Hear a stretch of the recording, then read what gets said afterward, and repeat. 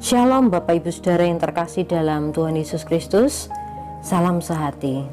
Malam hari ini kita akan membaca renungan kita. Kita masih belajar dari kehidupan Filipus. Judul renungan kita adalah Ketaatan Membawa Keberhasilan. Ayat nats kita dari Kisah Para Rasul pasal 8 ayat 26 sampai 40. Kita akan membaca di ayatnya yang ke-39 saja. Demikian bunyi firman Tuhan. Dan setelah mereka keluar dari air, Roh Tuhan tiba-tiba melarikan Filipus dan sida-sida itu tidak melihatnya lagi. Ia meneruskan perjalanannya dengan sukacita. Amin.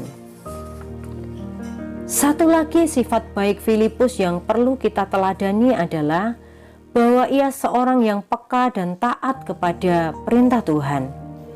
Hal ini dapat kita lihat ketika Tuhan melalui seorang malaikatnya menyuruh Filipus untuk pergi ke sebuah jalan dari Yerusalem menuju Gaza, sebuah jalan yang sunyi. Walaupun saat itu perintah Tuhan tidak begitu spesifik bagi Filipus, karena Tuhan tidak menyebutkan maksudnya dengan perintah tersebut, namun Filipus menaatinya. Filipus pergi ke jalan tersebut tanpa banyak bertanya, apalagi membantah.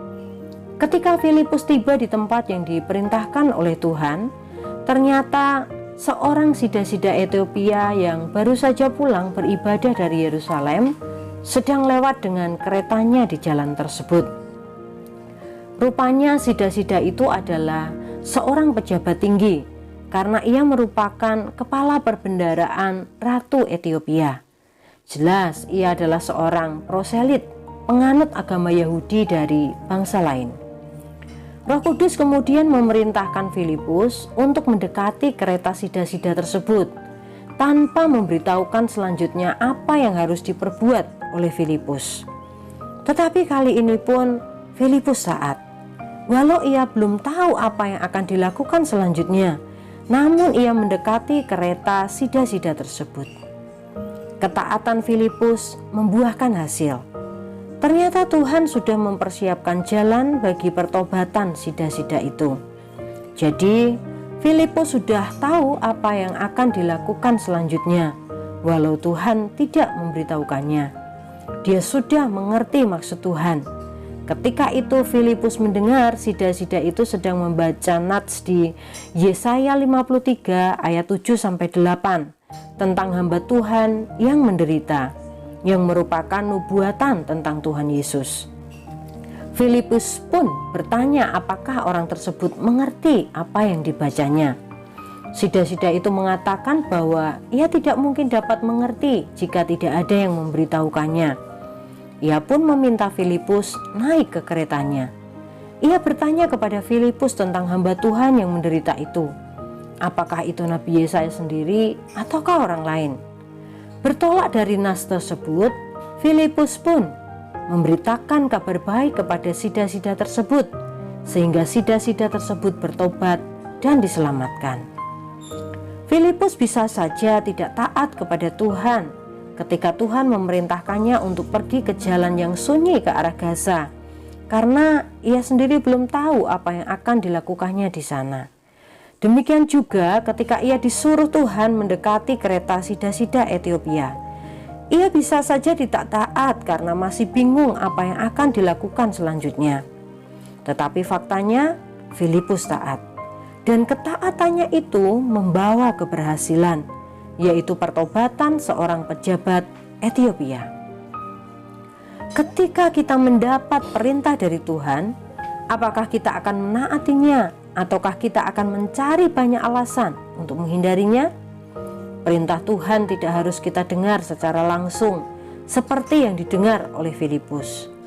Perintah atau kehendak Tuhan kini kita bisa temukan di dalam Alkitab.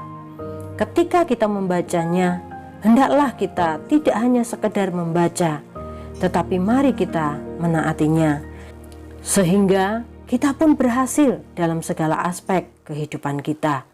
Ketika kita bersedia mengambil langkah pertama, maka Tuhan akan menuntun kita sampai ke langkah selanjutnya. Percayalah, kita dipanggil Tuhan bukan hanya untuk menjadi pendengar, tetapi juga pelaku-pelaku kebenaran firman Tuhan. Mari kita berdoa.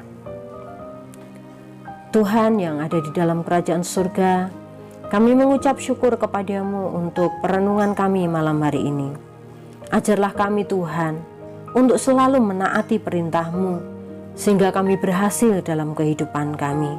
Tuntunlah kami Tuhan untuk tidak hanya membaca, mendengar, tetapi kami merenungkan dan melakukan kebenaran firman-Mu dalam kehidupan kami. Berkati seluruh umat-umat-Mu dimanapun mereka berada. Kuatkan, teguhkan hati, iman dan hidup mereka. Engkau yang melindungi, menjagai, tutup bungkus dengan kuasa darah Tuhan. Perlindungan darah Yesus ada dalam kehidupan kami semuanya. Berikan tidur nyenyak kepada kami malam hari ini, sehingga esok hari kami boleh bangun dengan kekuatan baru daripada Tuhan. Hanya di dalam nama Tuhan Yesus Kristus, kami sudah mengucap syukur dan berdoa. Haleluya. Amin. Tuhan Yesus memberkati Bapak, Ibu, Saudara semuanya. Salam sehati.